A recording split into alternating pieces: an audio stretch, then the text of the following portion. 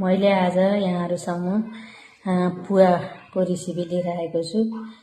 मैले चामल र यो सुप, यो चाहिँ लोकल सुप हाम्रो गाउँघरमा बनाइने सुप, विशेष गरी यो महिला सुत्केरी हुँदाखेरि पुवा अथवा 32 मसलामा हालेर बनाउने सुप चाहिँ सँगसँगै चामल पनि भिजाइसकेको छु।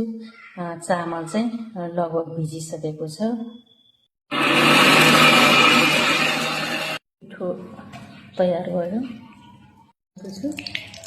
1 कप र आधा चामल हो। अब घिउ अलि धेरै नै बेसी नै राख्दा अब राम्रो हुन्छ खान सक्नलाई। त्यसपछि पिठोलाई मजाले खन्नुपर्छ।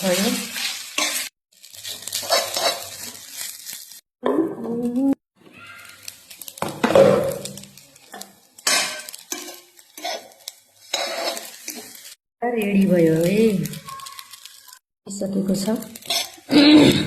हामीले यसलाई यसरी छान्न सकिन्छ। छान्दाखेरि यो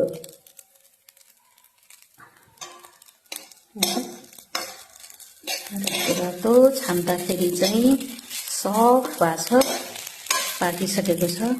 र यसलाई चाहिँ हामी चिनी एड गरिदिन्छौँ है। यो हल्का भेली मिक्स भएको छ, चिनी एड गरिदिन्छौँ। सुगर एड,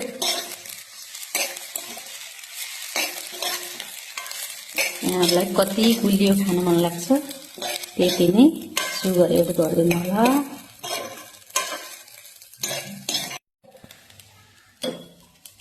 पुवा रेडी भयो। हाम्रो पुवाको रेसिपी तयार भयो।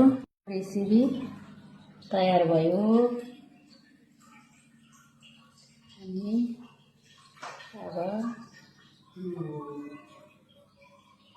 खाने तयारीमा छौं।